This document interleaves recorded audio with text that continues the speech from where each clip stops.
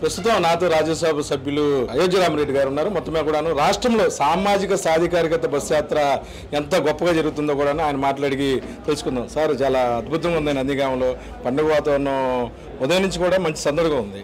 అసలు ఏంటి టానిక్ ఏంటి, ప్రజలేంటి, అడావుడు ఏంటి, అసలు అద్భుతంగా బీసీలు ఎస్సీలు అందరూ కూడా కలిసి ఒక బస్సు ఎక్కడం అనేది నిజంగా మీ పాలనలోనే చూస్తున్నాం.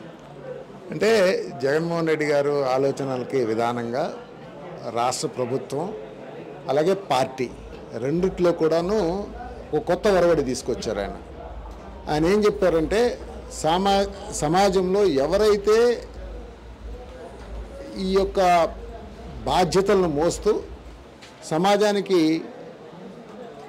పొజిషన్ కూడా తీసుకోవాలని ఉన్నారో వాళ్ళందరికీ కూడాను అండగా ఉండాల్సినటువంటి బాధ్యత ఈ పార్టీది అలాగే ఈ ప్రభుత్వానిది అనేది మా సీఎం గారు, మా పార్టీ అధ్యక్షుడు రెండు ఆయనే. కాబట్టి ఆయన పార్టీ తరఫు నుంచి కూడాను ప్రభుత్వం తరఫు నుంచి కూడాను మా అందరికి కూడా ఒక దిశానిర్దేశం చేయడం జరిగింది. దాంట్లో ఎన్ని డెవలప్మెంటల్ యాక్టివిటీసు స్టేట్ లెవెల్లో చేశాము, అలాగే ప్రతి కాన్స్టిట్యున్సీలో చేశాము అనేది చూపించుకుంటా దాంట్లో మరీ ఎస్సీ ఎస్టీ బీసీ మైనారిటీలు అందులో ఎవరైతే బిలో పావర్టీ లైన్ కానీ పూర్ కానీ ఉన్నారో వాళ్ళందరికీ కూడా ఈ ప్రోగ్రామ్స్ ఏ విధంగా ఇంపాక్ట్ ఇస్తున్నాయి, పాజిటివ్ ఇంపాక్ట్ ఇస్తున్నాయి అనేది చెప్పుకునే దానికోసం ఒక కంప్లీట్ గణాంకాలన్నీ కూడా తీసాము. ఆ గణాంకాలతో సహా ఈరోజు పూర్తిగా అన్నీ కూడా ఆర్బీఐ డేటా, అలాగే గవర్నమెంట్ ఆఫ్ ఇండియా డేటా, అలాగే స్టేట్ గవర్నమెంట్ స్టాటిస్టిక్స్ అన్నీ కూడా తీసుకొని వాటన్నిటిని స్టేట్ లెవెల్లో ఏ విధంగా ఈ యొక్క ఎవరైతే ఈ యొక్క గ్రోత్కి అర్హులు ఉన్నారో వాళ్ళందరికీ ఏ విధంగా బెనిఫిట్స్ వచ్చినాయి అనేది చెప్పడం జరిగింది.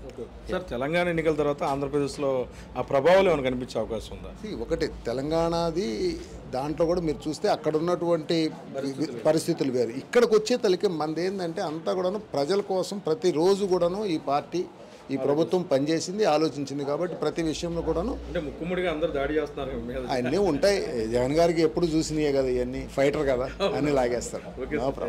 ఖచ్చితంగా ఒక యుద్ధంలో వీరుడిలాగా జగన్మోహన్ రెడ్డి పేద ప్రజల కోసం పోరాటం చేస్తారంటున్నారు రాజ్యసభ సభ్యులు అయోధ్య రామరెడ్డి.